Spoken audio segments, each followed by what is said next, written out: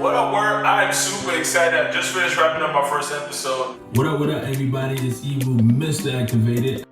Activated stood out to me. On the Activated Podcast. The Activated Podcast. Activated Podcast. Activated Podcast, your boy. And we are activated with Mr. Ibu Activated himself. You're watching the Activated Podcast. Anyway, I was gonna bring you back to the show. What happened before we got to this marriage? There's so much. Probably in terms of as an artist right now, like, do you sometimes feel like, these people really don't respect what I do to the level that I do? Do you guys get like a lot of negative bullying comments online, or it's always love? I've never seen you perform, so I don't know yet. But some guys do get on stage and then their voice sound terrible. Yeah. Why teaching? Why did you decide to become a teacher? I mean, I like to post, but sometimes you get caught up in whatever you're doing, so it's hard to. But of course, we're just trying to. Have you seen the movie Black Panther? Oh yeah, I seen that. How did you like it? It revolves around your ego. That's what it is. It revolves around you looking good around other men. Don't put your name on it, but we would like to I got you. have the Activated Podcast. What should I say? Vegan killer. Vegan killer.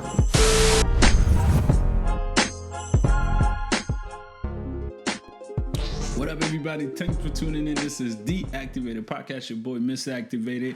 Year 3, baby. We're here to celebrate 3 years of launching a podcast. Also, make sure you stay tuned all the way to the end of the video where I'll be doing a random pick for those who submitted a question. Remember, each question that you submitted to me got you one entry into the contest. So you might be able to win some of these prizes listed here in the video, as you can see. And then first one. At what point did you look up and realize that this was your calling? To be honest with you, I'm still not there yet, right? Like, I'm still not in tune with whether it's influencing or whatever the perception is. Honestly, I'm just doing something that I love to do.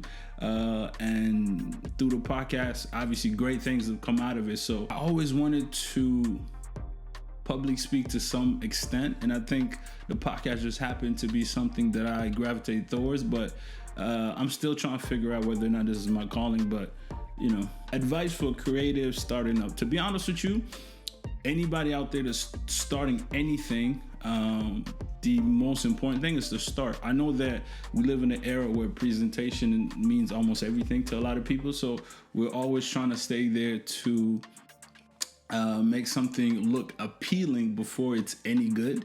I will say, launch yourself, figure it out as you're going, get better while still pursuing this thing or still being in it. And just don't wait till it's perfect for you to present it to the world. Take a leap of faith. And also keep in mind, when you start, depending on where you at, your platform might not be that big, so you might have some time to really get better. So yeah, starting up, it's the best thing to do is to start. Your thoughts on dating in the pandemic? Use a mask.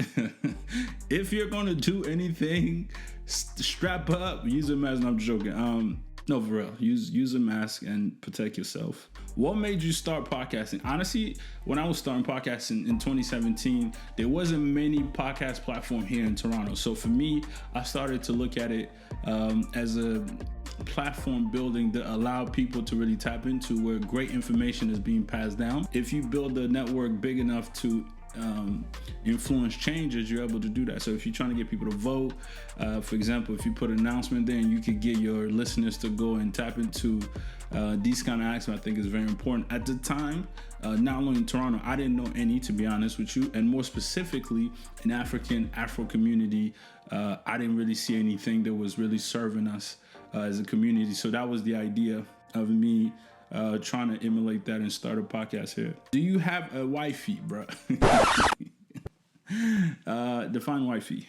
Who makes better jollof, Nigerians, Ghanaians, or Senegalese? First of all, I want people to know that the originator of jollof rice is Senegalese. Shout out to them.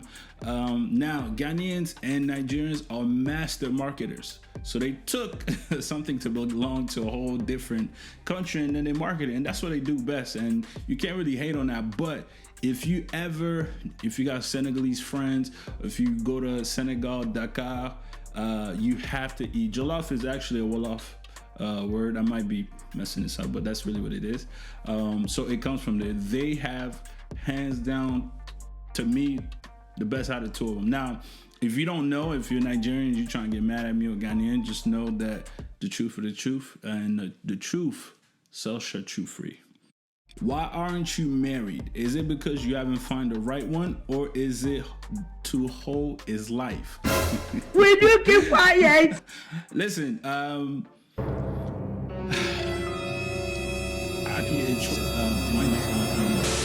you know what? We're gonna go to the next question. Do you think Akon sold out his people to China, or do you think Africa will be better for this? I'm gonna be honest with you. I mean, this is outside looking in. I don't really know what Akon, the structure of these deals that he's signing, but I always know whenever somebody lends you money, there gotta be some giving up in the process. Now, this much money being given to him, I hope that it goes to the right resources and really furthers country into a sense of independence, and to create something that's going to further his country, African as a whole, and also is going to inspire other countries to do similar things. Now, once again, I don't know the details of this deal, so I don't know what's the interest rate or whatever he's getting on. All I know is he's found an opportunity, which is a positive. He's going to pursue and invest back in his homeland, which is very important because we need it. And to be honest with you, there's nothing wrong with leveraging credit and turn it into something just gonna pay off down the line. Meaning, like, if I borrow $1,000 and I invest it and I make $3,000, I'm able to pay back your $1,000, and then now I have my own money to further myself. But we just gotta be careful, I guess, what kind of deals that these artists and signing with the content, because as we know, there's a lot of bad deals that we've had for a long time there. So hopefully it's one of those that help us more than it hurts us. What do you think the best form of investment is now? Real estate or the stock market or crypto? To be honest with you, I'm the investor that only mostly invest into things that I personally believe in. So I'm not crypto. I don't understand it, so I don't put my money in it. Real estate, I somewhat understand it. I have a few real estate investment, not only here in Toronto, but also back in Niger, which is my home country. So I try to diversify that. And stock market, I also do a little bit of that, but more on the conservative side, because once again, I don't really, I'm not up to date. I don't follow the investment and the trend to that extent. There are literally portfolios that you can put money in there and let it grow over time. And then it's based on the essential as an investor. So what kind of risk are you able to tolerate, and how long do you anticipate keeping this money in? So until you really figure out what you really want to do with your money, it doesn't hurt to put your money in one of these, as it will help you. The money will grow while you're still trying to figure out. And then once you find something that you're truly passionate about, that's when I would say go ahead and put your money in it. I personally only invest in things that I understand and things that I love. So that's what it is. How do you feel about Tory releasing an album instead of coming on a live? See, the whole Tory Lane situation, I'm gonna be honest with you, and I'm gonna make it because I could be on there for a very long time. So number one, I think the album could have waited. Dope album, by the way. The album was good. Sonically, it sounded good, but the only thing that rubbed me the wrong way is that once we have, and as a community, we have to heal. So once we have someone trying to monetize somebody else's pain, I think this is why we can never get to a place of peace as a community, as people, because that's going to influence somebody else to literally copy that playbook. And I understand that we want to monetize everything, but everything can't always be about the mighty dollar. You know what I'm saying? Like, at least for me. So I think that he could have just not put it out and monetize it. He could have, instead of trying to monetize a situation, which I understand the one to respond to it, but you either gonna come out and give us exactly what happened, or shut up until you figure it out and you want to put music out later on. But the most important thing is go find your heal. Go heal. Like, go figure that out first. But to be there and to let social media drive you insane to the point you feel like you got to respond and monetize somebody else's pain. Because personally, nobody knows the real facts at this point. Everybody's confused because a lot of y'all wasn't even standing on solid ground. As soon as Tory put his tape out, you changed your mind. But I think at the end of the day, people are still going through pain.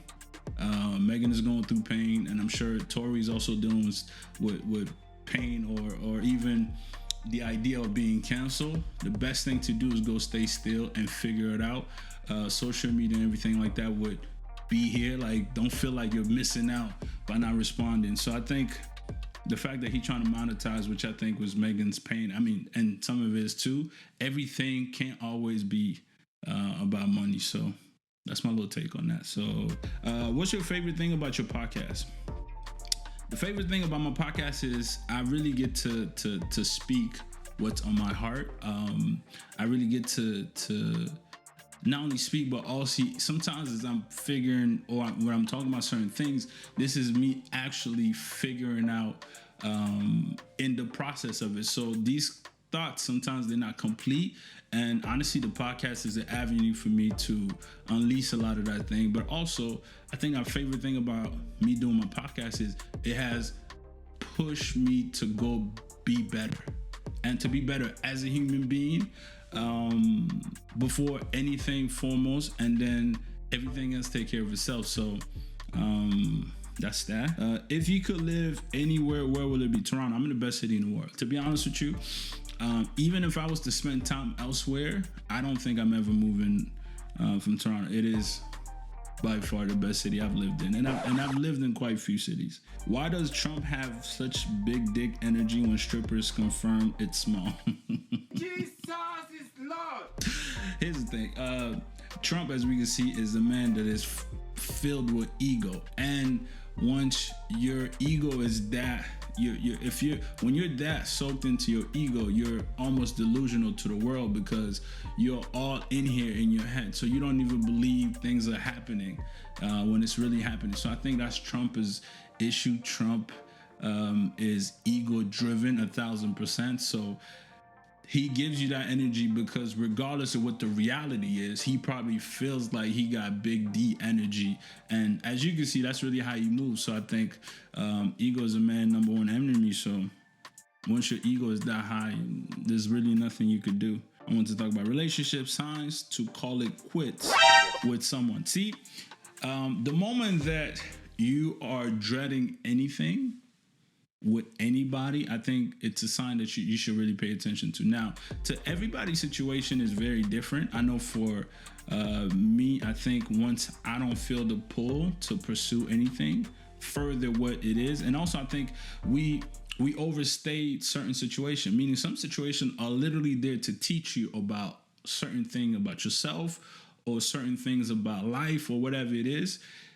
And sometimes we want to overstay. You know what I mean? Think about you book a hotel for 3 days, you go to your vacation and you enjoy the shit out of it. And all of a sudden you're like, damn, I don't want to go home. But you got to go home because you only booked for 3 days. So I think whenever you start to get signs that things are feeling like a process, but a process that you're not willing to work on, because relationship does take work. But once you feel deconnected to the work, that means you've overstayed your welcome and you should get out of there. And I think everybody's situation obviously is different, but don't ignore the sign because you'll know you'll know when something is over before somebody even has to tell you. And that's human intuition for you.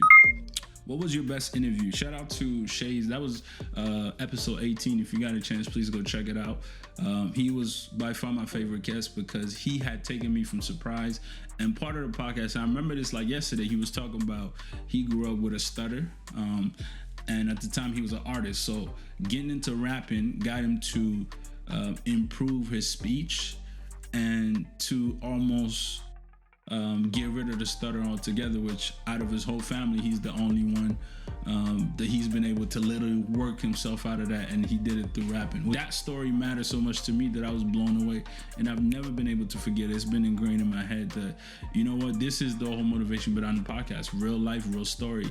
You never know what people are going through kind of thing, and honestly, that's one that stand out with me. But I've had many great conversations on the podcast. 75 episode in. But off the top of my head, that's the one that comes up. What is the deep meaning behind the word activated? So back in the days on Snapchat, I used to do a thing called Turn Up Shawty Activated. So it was a little series that I was doing it where I would literally snap everything I was doing from Thursday to Sunday. And I used to call it Turn Up Shawty Activated on Thursday and Turn Up Shawty Deactivated on Sunday. So that took a steam of its own, and at the time I didn't realize people really paid attention because my snap was very 50 people at best at the time, and it became a thing where when I was looking for a name for my podcast, I wanted to name it something close to Turn Up Shawty, but then I realized that name would get old, right? Like, cause I'm gonna be 40, 50 maybe, still talking about Turn Up Shawty in the club or whatever, so that didn't make sense. So what I ended up doing is I dropped the Turn Up Shawty and I kept it activated. And honestly, the activated portion of it worked because get your mind activated, get your soul activated, everything kind of worked from there. And then, yeah, the activated, that's where I got activated from. What is the most valuable lesson learned about podcasting? To be honest with you, one thing that podcasting has taught me as a whole is you have to take a leap of faith. You have to pursue things. You have to put yourself out there and take the risk. Because honestly, had I never taken that risk in life, period, there's a lot of things that I wouldn't even do. Forget about the podcasting world. I'm talking about my personal life, right? A lot of these things, like I'm talking about going to therapy, came from because I was tuned into my podcast and I wanted to be better. And I was going through a phase in my life where, you know, shit got a little rough. So with the intent to become a better human being, it pushes me towards out. It allowed me to open my mind up to things that in the past I never would have even attempted to, right? It allowed me to pay attention to people's stories and to network, to get to know people that I never would have a chance to. So I think the biggest thing that I learned from doing all of this is that have faith and take leaps of faith. You don't need a whole village behind you giving you the stamp of approval, even though sometimes we want that because that makes us feel good, but you don't need it. You just gotta go out there, put yourself out there, and you'll be surprised how many people you are not inspired by you doing that.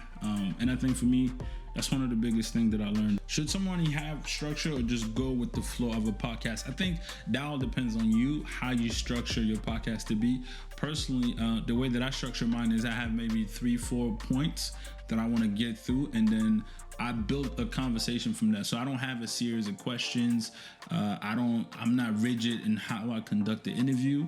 I'm just about, okay, let's figure it out. And I try to be an active listener. So as the person is talking, I'm literally formulating new questions in my head. So a lot of it, it comes off based on what the guests give me, and then we're trying to dig deep into that. So the structure really depends on who you are. I think for me, I try to have as natural of a conversation as I possibly can. And that being said, that's why I try not to have too many questions or too many guidelines to keep me rigid. I keep it wide open, and then, yeah. And do you need a structure? No, I think I listen to different podcasts, and it honestly depends what works for the show and for the host of whoever's having the podcast. Did you say have a baby by me be on what?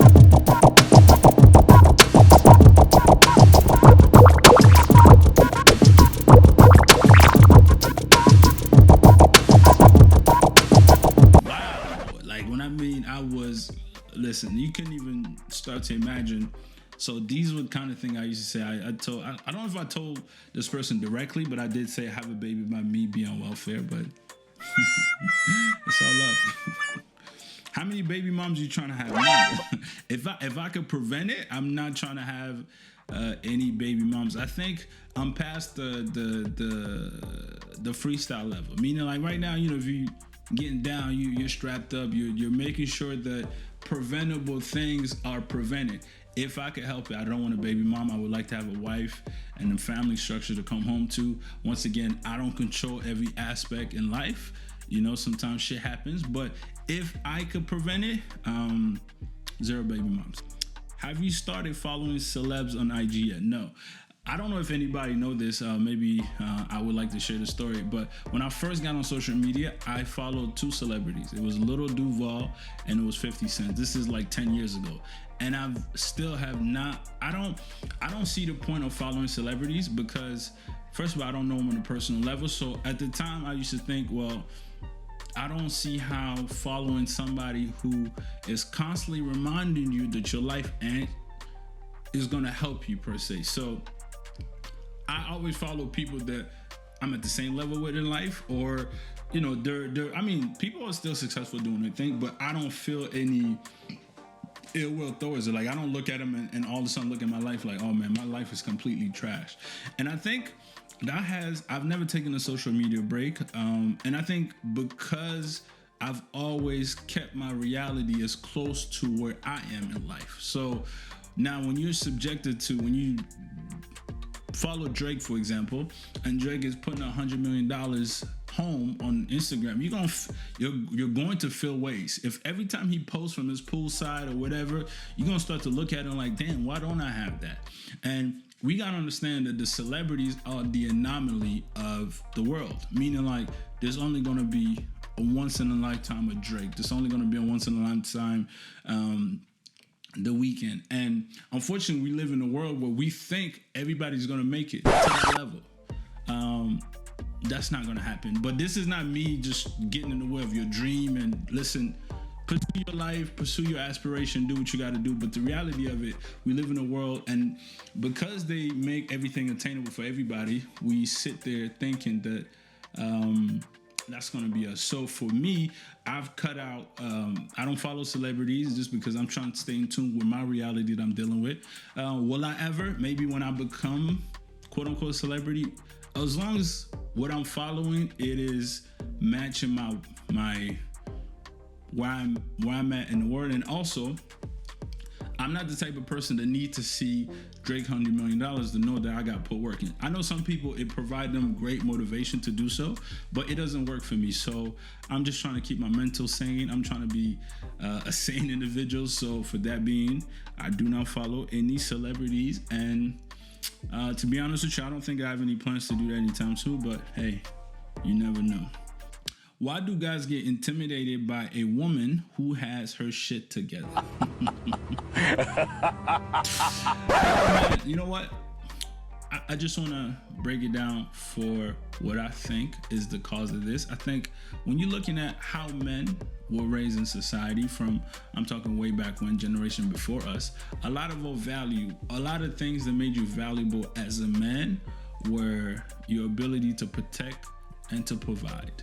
And I think that once we live in times now where also the woman's role has evolved a lot, sometimes it causes a clash, or at least for men to start to feel like they're not fulfilling this role of a man, right? You're supposed to be the head of the household. You're supposed to be a lot of these things that we seen growing up. I mean, including myself. I come from a family where, my father was the head of the household, and that was the examples that we had. Now, I challenge men to start to unlearn a lot of these things that no longer serve you as a human being. So that being said, it is important to protect and provide, but it's also important to tap into what's called, we both have a masculine and feminine side. You know what? Let me show you.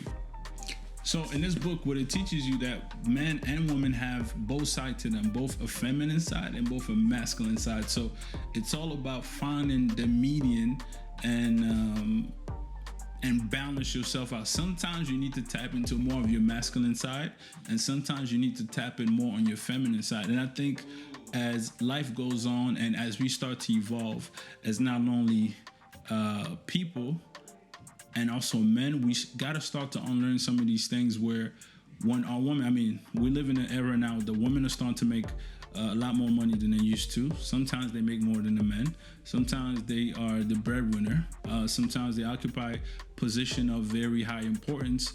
We need to not feel like that is challenging on manhood by understanding that life is evolving. So for those who feel like intimidation from when a woman get her shit together, it's all about going back to the drawing board and realizing that life is not what it used to be back in the days, and that we need to support and accept the growth that a lot of our women has been making, and to not feel threatened, because whether or not you have the ability to provide, your manhood does not lie on solely being a provider. It might be you being a caretaker for your family. It might be you tapping into more of an emotional support for your family. It might be, a lot of us, can't speak for everybody. I know for me, even seeing your parents showing emotion, seeing my father cry, I've never seen it ever in my life. So now these thoughts and challenges, you got to start to challenge yourself and thinking, reevaluate what does it mean to be a man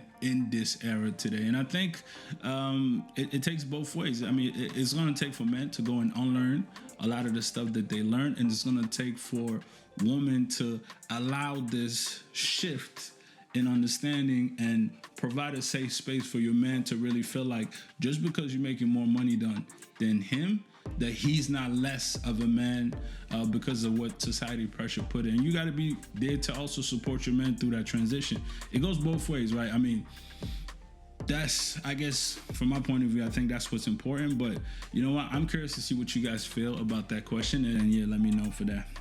What are 2 tips you could give to overcome a heartbreak? I think when you're going through a heartbreak, and I can remember going through one in recent years, is that the most important thing is to realize that you have to work through how you feeling. So I think number one, it's what everybody feel. You feel like nothing is happening, nothing is moving, nothing is going to happen. You're in a very dark place. Going to therapy, getting there. The first thing that I learned is that having an array of emotion, it is normal. Like going through highs and lows, it is completely normal. And also, the second best thing I ever learned going through therapy is that a human being, it is equipped. You literally have every equipment at your disposal to get through anything. It's just gonna take work. So this is not something that you get over it by not dealing with this. This is something that you get over it by dealing with it, but you come out on the other end a much better individual. So if you dedicate time to getting through something, feel what you feel, because going through a breakup sometimes is not the easiest thing. So you're going to feel the emotion. Don't run away from the emotion. Feel the emotion, embrace it all the way. And then once everything once you start to feel better or whatever it is, start to do the work. And also, don't always isolate yourself. Go and remind yourself of a normal human being that you used to be. I know sometimes when you're not in the mood, you don't want to go out, you don't want to be around friends. But I think for me, I used to spend time, not all the time, but for a certain time, I'll go out and spend time with friends and just for that time period, forget about the pain I was going through. And then when I get back to my house or whatever it is, it kind of like, damn, so like I do have the ability to not let this thing overconsume me. So I think that's these things that you gotta really work on, understanding that it's gonna take work, and welcome that process. Welcome to work. Do the work and do it properly. That way you're not walking around with a bruised heart to pass on some of that hurt to the next relationship that you're going with, and understanding that you have the ability to get through anything. I know sometimes people grieve and they lose family members, they lose parents, which are very hard, but you know what? You got to remember that the sun is still going to come up at the end of the day. So whether or not you are dealing with your issues, life don't stop. So it's all about where you want to be and how do you want to look back about one of these dark period time that you're going through. So work. I'm going to start with the $10 coffee giveaway. So we're going to watch it spin.